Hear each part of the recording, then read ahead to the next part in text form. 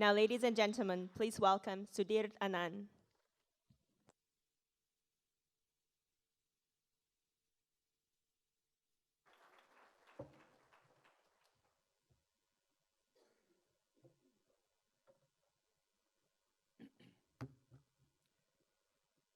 Good afternoon.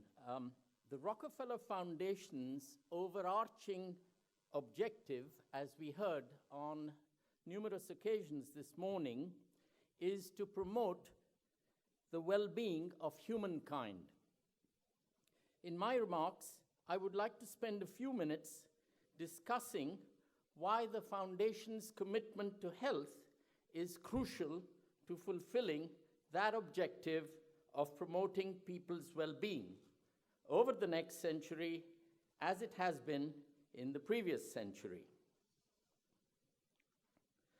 The well-being of a person can be seen in terms of the wellness, as it were, of the person's state of being.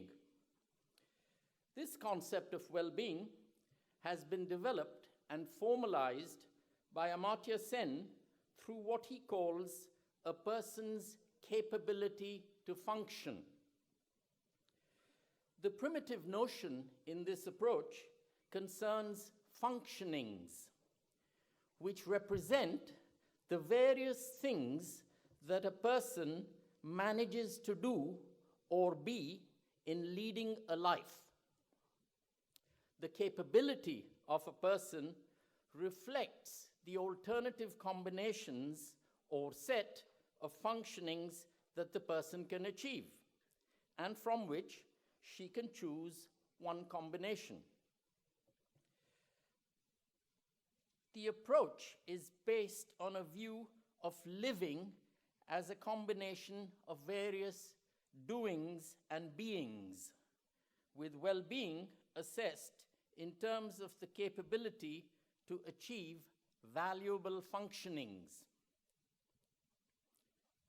The functionings relevant for well-being, or being well, vary from such elementary ones as being adequately nourished, avoiding escapable morbidity and premature mortality, being in good health, being able to move about freely, being acceptably well informed, and so on, to more complex ones, such as being happy, achieving self-respect, being socially integrated, being able to visit family and friends, taking part in the life of the community. The claim is that functionings make up a person's being, and an evaluation of well-being has to take the form of an assessment of these constituent elements. In this account, health is a constitutive part of a person's well-being. The philosophical basis of this approach can be traced back to Aristotle's writings, which include an investigation of human good living or human flourishing, as he called it, eudaimonia, which Aristotle characterized in terms of, I quote, life in the sense of valued activities.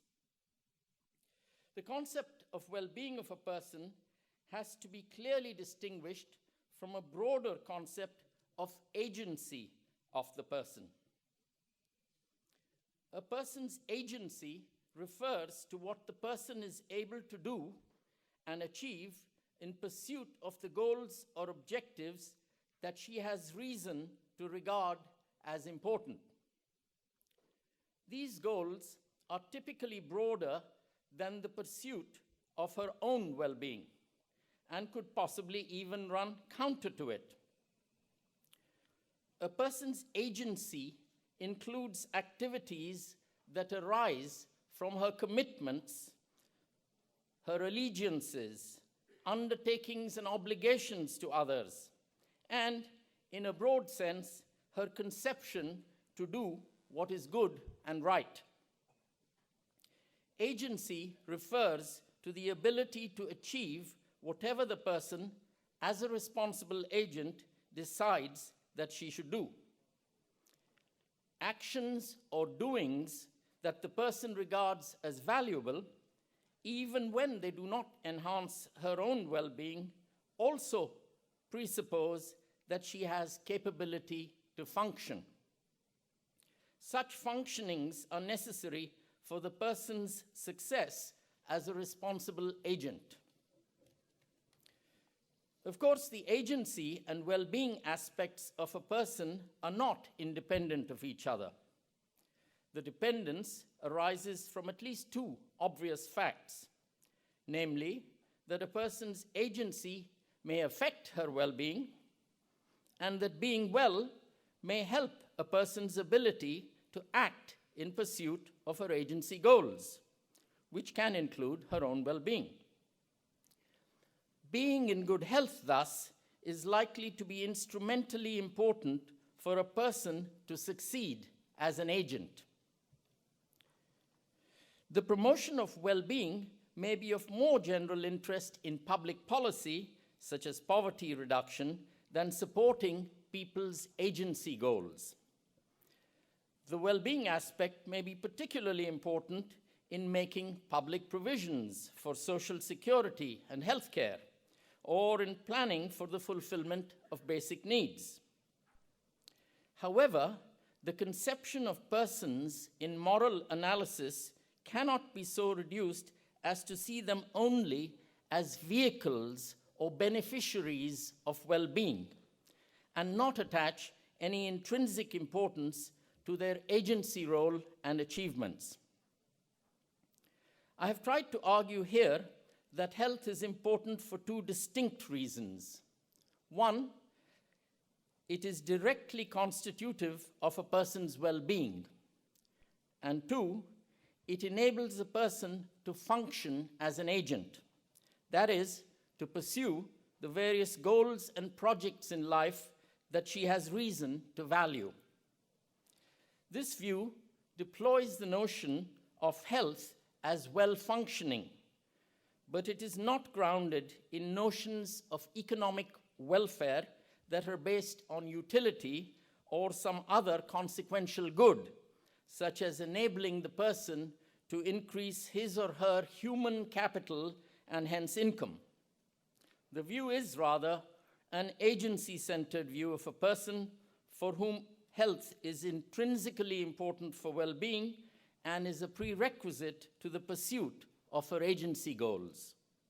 In this sense, health is both an end and a means to other, in particular, agency ends. That health is fundamental has been recognized through the ages.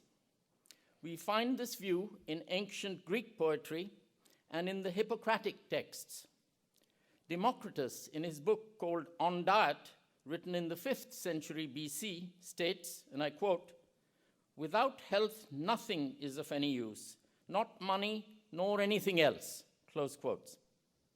Some 2,000 years later, René Descartes, the great mathematician and philosopher, claimed that health is the highest good. In his Discours de la Méthode, published in 1637, Descartes asserts, and again I quote, "Health is, without doubt, the first good and the foundation of all the other goods of this life." Now, in its own programming from 1913 onwards, the Rockefeller Foundation has been an institutional leader in prioritizing health and recognizing its fundamental importance in promoting the well-being of humankind. I just want to end by applauding the Foundation's many contributions to and achievements in global health. Thank you.